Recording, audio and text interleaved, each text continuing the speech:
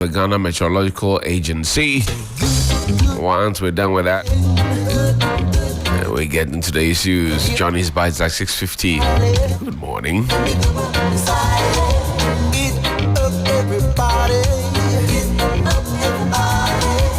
up and do the work and silence. Get up and do the work and silence. Gotta give up, gotta get the work, let him on low.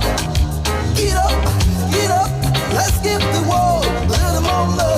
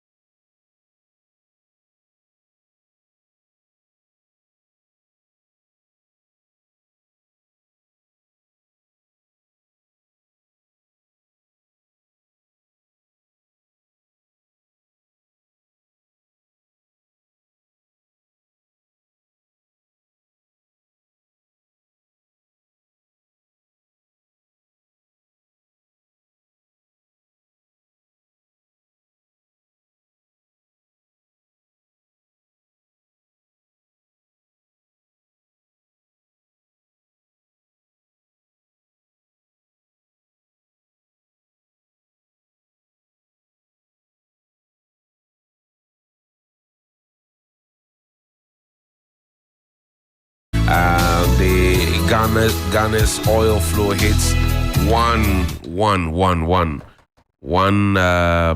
Ghana's oil flow hits 100,000 BP/D by end of the year. Also, 4 die in others injured in Shamar Quarry site explosion. Helen. All right, I've got the Daily Graphic and the Daily Analyst this morning. The Daily Graphic has this to say: government increases cocoa prices, bag up from 800 cedis to 1,308. A ton is now 20,943 from 12,800. Deputy Information Minister tweeted an infographic that had the old price and the new price and what percentage it had shot by.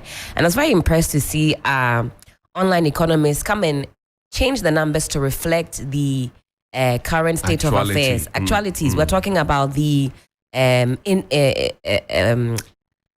the dollar to the cedi rates, inflation and all of that. So yes, when you put all that into account, it's not as astronomical a jump as it is. And I think those things are important to set out. Information Minister was spreading falsehood to what? She put the figures just as they are. Without context, it looks wonderful. But if you take into account what is happening now, I think that she should make another infographic to reflect that. Information Minister was fact-checked. Yes. By online economists. Caught pants down. Oh, pants down. And that is always the case. And as for the online activism, I don't like the sight of that. It's necessary. It's necessary because when those figures are put... Johnny, let me carry on. I'm getting carried away. There's more on the front page. Numbers, yes. Numbers don't tell the... Numbers simply don't tell the truth. But why do our people do that to us all the time? They just quote the figures and they leave it there and say, "Oh, it has reduced." No context, no nothing. It has shot up. It has When you present the figures as is, but of course I understand government is trying to break the 8 and win points. But the deputy minister does anti-pay. Which one is that one? You don't know that one too. Leave it there. You and Felicity full of terms. He said today Sakura, no rain. Yes. Let's move on. Daily Graphic still. You don't know anti-pay. Oh, anti-pay is when you go without wearing. It's okay. It's okay. It's early in the morning. Explosion rocks Shamar, 4 dead. Managing director, others missing. Crosby, I heard you speak. The number could be 5 the now. Last one was discovered around 5 p.m. Ghana pumps JSE first oil, and it will boost the revenue of our country and the economy. Stop operating unapproved campuses by September 30. GTech warns varsities. The Daily Analyst, of course, the explosion front and center. Explosion hits quarry site at Shamar. 5 persons feared dead. Mining company accused of operating without a license. The Western Regional Minister says the license might not be complete. We'll give you more on that. Cocoa price increased to 1,308 per bag, now the highest in West Africa. NSS holds remembrance service for departed personnel.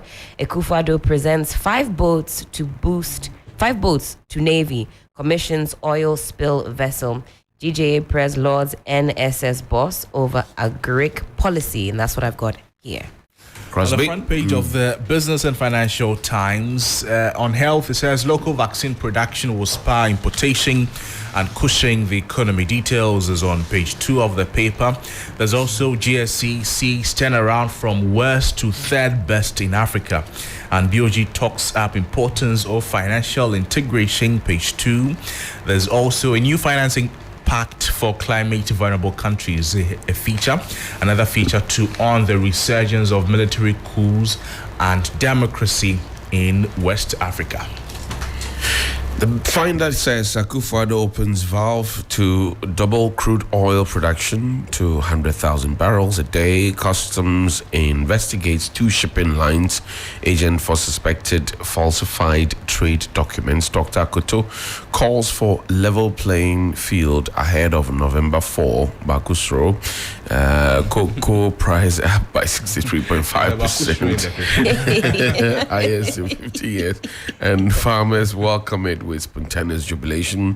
Akufo-Addo commissioned 6 new vessels into Ghana Navy fleets. The Daily Guide now reads that farmers jubilate over 1,300 and 8 cocoa prize, Ghana Cedis cocoa prize. Abu Zain received double doctorate awards. I will give Mahama showdown, Dr. Baumia says. So we'll wait after November 4 if you are victorious. Akufo-Addo opens ECOWAS Parliament. An explosion kills 4 in Shama district. I think we'll end there. Helen, where do we begin? Let's begin with cocoa, please. And as we know, the price has been increased to some 1,308 cedis Do per you have bag. an uncle who is a cocoa farmer who is harvesting in time, so we can go and visit it? No, I have time. unfortunately, I don't know any cocoa But you're farmers. happy for the cocoa farmers? My dad actually attempted to do that, and let's just say, They disappointed him. Let's just say there are some issues to settle still, but I won't go too far. okay.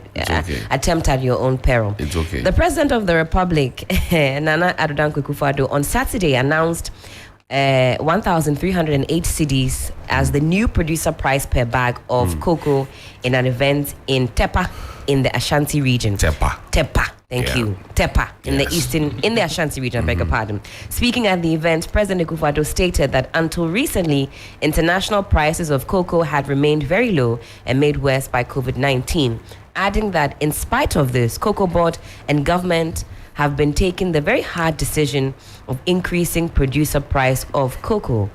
So he says cocoa prices have increased from 7,600 cedis per ton in 2016 to 12,800 cedis per ton in 2022, a significant increase of 68%. This has had an adverse impact on Cocoa Board's financial performance, he said, acknowledging that the sustainability of the entire cocoa industry hinges on a remunerated producer Remunerated. who is willing We'll have the Chinese version of the show next week. to invest in business only with the certainty that government will pay the appropriate price. So another factor to why the prices have been increased on our shores is also what is going on globally, which also has to be factored in. But what I was saying as I was reading the headlines is taking at face value, it's good. I think we saw the videos of the cocoa farmers and cocoa producers really jubilating and celebrating when this was announced. And yes, it's a step in the right direction, but it has to be situated in the right context. The reason why I am highlighting this is if at every turn government introduces a policy or any announcement and we don't examine the figures, we don't ask questions, we see that across the board. Government officials go and give us the numbers and figures, and nobody interrogates said figures, policies, ideas. It's just yay. What is the 1,308 in the present economy? What does it mean for the cocoa farmer? That's the question. So government GDP is bad, inflation is more than 40%, whatever it is, all the statistics. Exchange rate is not great. So if you have 1,308 for my bag of cocoa, what does it mean? At the mention of the amount, it looks big. Yes. It looks quite okay. Yes. But if you do the if calculation, you put it in context, it's quite. so what does it mean? And governments bamboozle these farmers with these figures, knowing that yatum, Yeah, they call 1,000. yes. So they throw it at them like that. But what does it mean to the farmer? What does it mean to the farm hands? What does it mean to the people who depend on those farmers? That's the conversation. That's right. So if we begin to have that conversation, will government be able to explain? That's the question. And when presented with the real figures, are we going to see the same vigor in announcing it if they were to report it and add the context If you of had what that figure means online now? economists come into the equation and somebody posts it and they start dissecting, bisecting, Yeah. trisecting. Yes. Can we? Or will we? It's important. It's important to go beyond the announcements and go beyond the figures just as is. We have to start examining and, like we said, dissecting these figures so we can paint a true picture. It's no use jubilating and celebrating when the state of affairs is just bad. It does nothing for us. It does nothing. There's a I can't say it. It's too early. There's a saying, to blow smoke up somebody's behind. We're not here to do that. That is not beneficial to us. I know that proverb. Don't want to blow smoke up somebody's behind. But I In any won't say case, it. but that is the figure But there. I won't say it. You say it. Yes, no. At the end, 6:37. Dr. Baumia said he will give John Mahama a showdown. He's yet to receive a showdown from Kennedy Japan, but he wants to give a showdown. See a showdown. And I've seen a showdown from Kennedy Japan giving free bus rides to people to Accra Central. Yeah. Okay. You haven't seen that? When was this? Oh, over the weekend, Friday, Saturday, Sunday. I saw that. Oh. Branded Kennedy Japan buses giving free rides to people. Accra.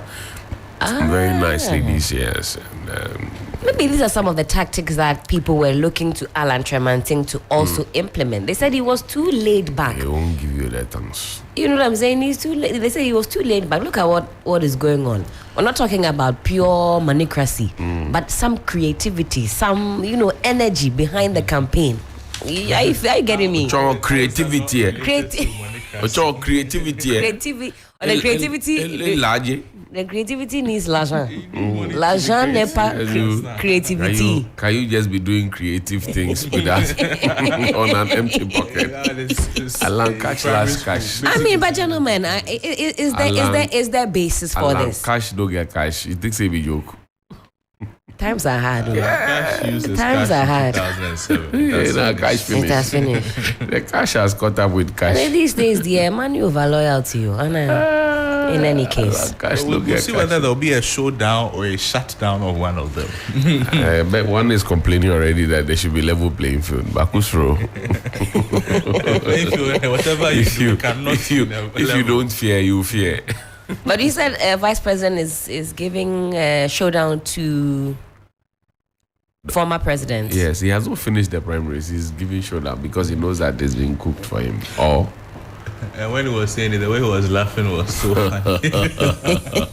Well, we have to have training. I mean, it was interesting. What did we make? He had a lot of, a lot of passion and energy as he spoke and as he addressed the people there. It was interesting to see. I feel like the voice has gotten a few decibels deeper. The tactics are interesting. We're watching this space very, very closely. So Yeah. you never know. Maybe To it. yeah. No, His leg is on let's something. listen to the vice president. Let's listen to him. It is good news for us. They say they don't believe MPP will present Dr. Mahmoud Baumia to lead the party. But if this happens, they will vote for him. That's what they are saying. They will vote for him, and that is true. So if you look at the strongholds in the North and Zongo communities, it indicates that if Baumia leads the MPP, they will fall for the MPP. And when this happens, the NDC cannot win the election. I will also secure more votes from the voter region. So all their strongholds will shake.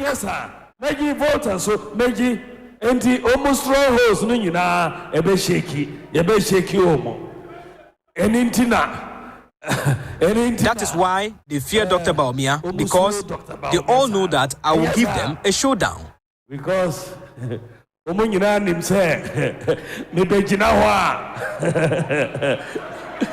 remember Omu showdown. Yeah, showdown. I was hoping for an extended version of the laugh, but I think Please, I beg that's you. it. That's I beg you. That's enough. You see, the energy has shifted. Yes. He sounds more boisterous, more energetic. I We picked want up him on to that. talk about A-Levy. Yeah. And what else? GDP, exchange rate, and I want to talk about that. He'll address those things soon.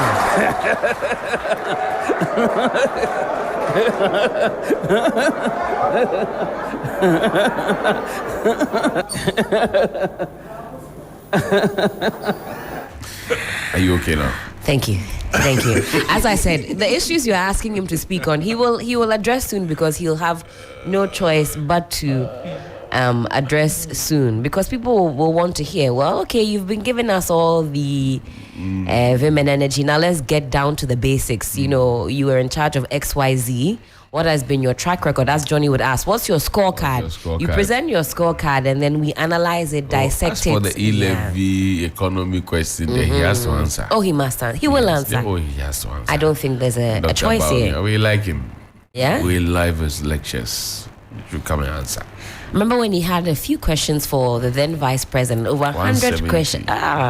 We too. He has to be able to finish the questions. Exam you His one. own questions. We'll have some questions for him as well. The examiner has died. So, yes, we've changed syllables, so we have to set new questions and ask. Please. Now we're asking questions about. We have to go. Igbo puts me in trouble. Those kind of. We have to go. We have another few seconds before that. I know the topic of the IGP also quite high up, although I'm not seeing too many of the newspapers reporting on this. IGP. Why did the police reverse the interdiction though? Many schools of thought. Inconsistency. Jumped the gun. I've heard too quick, too fast. Should have waited. For who? For the 7-member committee to finish their work. Although, in that statement by the police, they don't say why this interdiction is taking place. They just say from the conduct. Right. But I think it's pressure from quarters unseen. That's my assertion. Anyway.